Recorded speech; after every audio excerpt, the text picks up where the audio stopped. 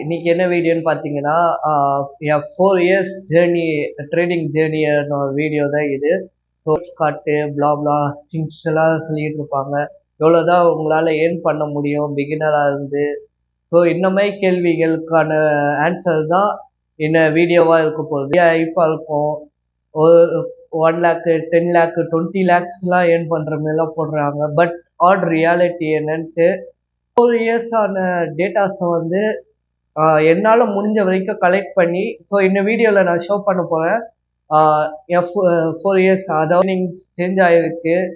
So இந்த 3 இயர்ஸில் என்னெல்லாம் லேர்ன் பண்ணன்றது சொல்லி பார்த்தீங்கன்னா ஈக்விட்டியும் காட்டலாம். ஈக்விட்டி காட்டினா அது வந்து நம்ம ஆக்சுவலாக நம்ம கோல்க்கு அகெயின்ஸ்டான இதுன்னு நான் நினைக்கிறேன்.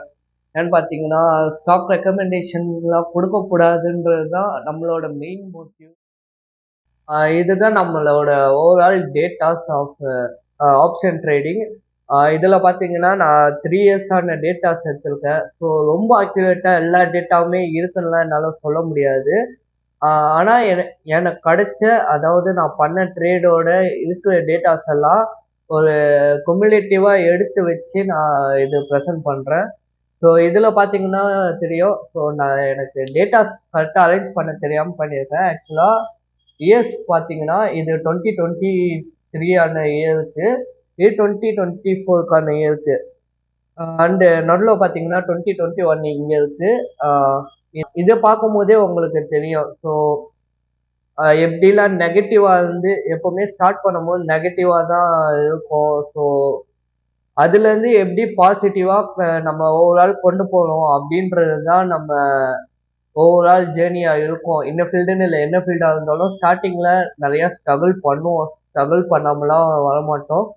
ஸோ அந்த ஸ்ட்ரகிள் இது பீரியட்ல எப்படி க்ரோத்தாக ஆகுது அப்படின்ற டேட்டாஸ் தான் இது. ஸோ இதில் கிளியராக பாருங்கள். 2023யோட டேட்டாஸ் பாருங்கள். 2023யோட டேட்டாஸை கம்பேர் பண்ணும்போது நம்ம டவுன்ஃபாலை விட க்ரோத் எப்படி இன்க்ரீஸ் ஆகிருக்குன்னு பாருங்கள். ஸோ இந்த டேட்டாஸை நீங்கள் ரஃபாக பார்க்கும்போதே உங்களுக்கு தெரிஞ்சு பார்த்தீங்களா, டேட் போட்டிருக்கு பாருங்கள் 2024 அண்ட் 2023. ஆக்சுவலாக இது மந்த் அண்ட் இயர் வந்து மிஸ் மேட்ச் ஆகிருக்கு. ஏன்னா எல்லா டேட்டாஸ்லேயுமே என்னால் கரெக்டாக கண்டுபிடிக்க முடியல என்ன மந்த் அப்படின்ட்டு. ஆனால் இயர்ஸ் ரீதியாக நம்ம கண்டுபிடிச்சிடலாம் கரெக்டுங்களா. பார்த்தீங்கன்னா நம்ம எக்ஸல் டேட்டா. ஸோ இதுதான் நம்ம இயர்ஸ் பார்த்தீங்களா. இப்போ எக்ஸலில் பார்ப்போம் நம்ம வின்னிங் ரேஷியோலாம் எப்படி கால்குலேட் பண்ணியிருக்கோம். கலெக்ட் பண்ண டேட்டா வரைக்கும் பார்த்தீங்கன்னா 219 ட்ரேட்ஸ் எடுத்துருக்கேன் over period of 4 years. 2021, 2022, 2023 and 2024 இந்த 4 வருஷம் பார்த்தீங்கன்னா ஓவரால் பார்த்தீங்கன்னா 219 ட்ரேட்ஸ் எடுத்திருக்கேன். ஸோ ஃபஸ்ட்டு அதில் எவ்வளோ லாஸ் பண்ணியிருக்கேன்னு பார்த்தீங்கன்னா 98 ட்ரேட் அரௌண்ட் லாஸ் தான் நான் பண்ணியிருக்கேன். 219 ட்ரேடில் 98 ட்ரேட் வந்து நான் லாஸ் பண்ணியிருக்கேன். 212 ட்ரேடு வந்து வின் பண்ணியிருக்கேன். அது வந்து எவ்வளோ பர்சன்டேஜ் சொல்லிட்டு பார்த்தீங்கன்னா 55. நான் ஆல்ரெடி சொல்லியிருந்தேன் பார்த்தீங்களா 55% 0.25 கிட்ட வின்னிங் ரேஷியோன்னு காட்டுது டோட்டல் ட்ரேட்ஸில் ஓவரால் 4 இயர்ஸில். செகண்ட் பார்த்தீங்கன்னா இயர் வைஸ் நம்ம பார்ப்போம். இயர் வைஸ் பார்க்கும்போது நம்ம க்ரோத்தோட டீட்டெயில்ஸ் இன்னும் கிளியராக நம்மளுக்கு தெரியும் கரெக்டுங்களா. ஸோ ஃபஸ்ட்டு 2021 ஸ்டார்ட் பண்ண இயர் பார்ப்போம். அதோட மொத்தமே நான் 13 ட்ரேட் தான் பண்ணியிருக்கேன். ஒரு வருஷம் ஃபுல்லாமே 13 ட்ரேட் தான் பண்ணியிருக்கேனே. அதில் பார்த்தீங்கன்னா 4 லாஸு 9 வின்னு, 59% வின்னிங் ரேஷியோ அப்படின்னு பார்த்தீங்கன்னா. ஸோ அதுதான் இங்கே இது உண்மையான விஷயம். அப்போது வந்து என் ஃப்ரெண்டோட கைடன்ஸ் அது இது அதனால் நம்மளுக்கு 70% ரிட்டர்ன்ஸ் தந்துருந்தது. அதுவும் இல்லாமல் நான் ஃப்ரெஷர் மார்க்கெட்டுக்கு ஒன்றுமே தெரியாது. ஸோ அப்போது நம்மளுக்கு கான்ஃபிடென்ட் லெவல் ரொம்ப ஹையாக இருக்கும். ஸோ எப்போவுமே ஸ்டார்ட் பண்ணும்போது லெவல் 1, லெவல் 2, லெவல் 3 ஒரு கேமில் போகும்போது தெரியுற மாதிரி தான். ஃபஸ்ட் லெவல் வந்து எப்போவுமே ஈஸியாக இருக்கும். அப்போ கேம்டா அப்படின்னு இருக்கும். போக எப்படி சேஞ்சஸ் ஆகுதுன்னு பாருங்கள். 2022ல் பார்த்தீங்கன்னா 25 ட்ரேட்ஸ் தான் நான் எடுத்திருக்கேன். ஸோ ஒரு வருஷத்தில் 25 ட்ரேட் தான் நான் எடுத்திருக்கேன் அப்படின்னு கேட்டிங்கன்னா ஆமாம்.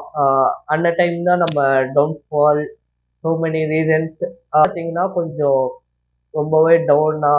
ஸோ என்ன பண்றது? செம குழப்பத்துல இருந்தேன். அப்படியே நிப்பாட்டிட்டேன். சரி நம்ம கை கால் வச்சு சும்மா இருக்கலாம். எதுவுமே வேண்டான்ட்டு. அந்நியர் நான் சொன்னேன்ல, நம்ம மைண்ட் செட் தான் எப்பவுமே ட்ரேடுக்கு ரொம்ப முக்கியம். ஸோ அந்நியர் பார்த்தீங்கன்னா 60% லாஸ்ங்க எனக்கு. 60% வின்னிங் ரேஷியோல வந்து 60% லாஸ் தான். அதாவது 60% நான் எடுக்க 10 ட்ரேட் எடுக்கிறேன்னா 6 ட்ரேட் லாஸ். அடா பாவிங்களா! அப்படின்ற மாரி தான்.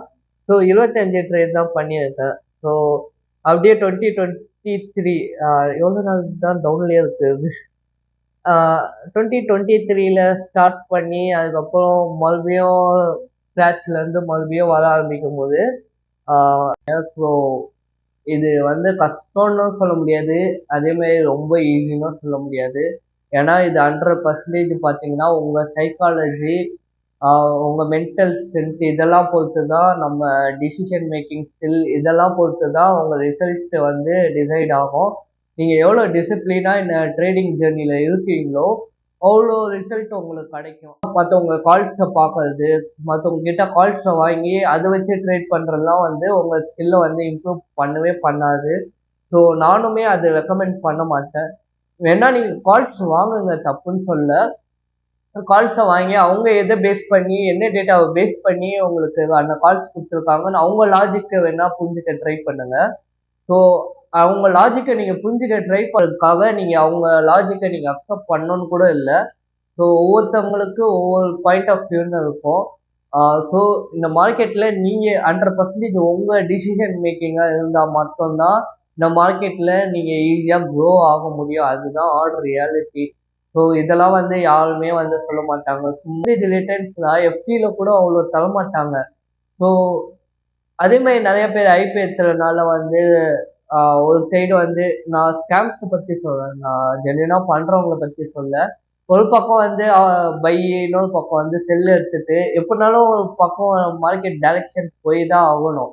ஸோ எது நல்லா போகுதோ அத ஒண்டி ஸ்க்ரீன் ரெக்கார்ட் பண்ணி உங்களுக்கு ஷோ பண்ணிட்டு, ஸோ இப்படியும் நெறைய ஸ்கேம் பண்றாங்க. அது தெரிஞ்சுக்கிறதுக்காக நான் உங்களுக்காக மார்க்கெட்ல நீங்க மினிமம் எக்ஸ்பெக்டேஷனோட வந்தீங்கன்னா, ஆ ஸ்டார்ட்டிங் கொஞ்சம் கொஞ்சமா க்ரோ ஆகுங்க. 5%, 10% மந்த்லி.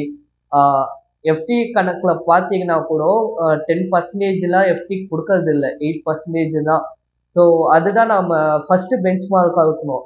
நம்ம ட்ரேடிங் ஸ்டார்ட் பண்ண உடனே நம்ம ஃபர்ஸ்ட் பெஞ்ச் மார்க் ஸ்கோர் வந்து அந்த எஃப்டிய நம்ம பீட் பண்ணணும். நம்ம இன்வெஸ்ட் பண்றது வந்து எஃப்டிய கிராஸ் பண்ணி போணும். இப்படிதான் நம்ம ஸ்டார்ட் பண்ணணும். ஆ எஃப்டிய தாண்டி நீங்க போக ஆரம்பிக்கும்போதே, ஆ ஓரளவுக்கு அதான் நான் சொன்னேன்ல, பெஞ்ச் மார்க் மாரி எல்லா ஃபீல்ட்லயும் ஒரு பெஞ்ச் மார்க் ஸ்கோர் மாரி இருக்கும்.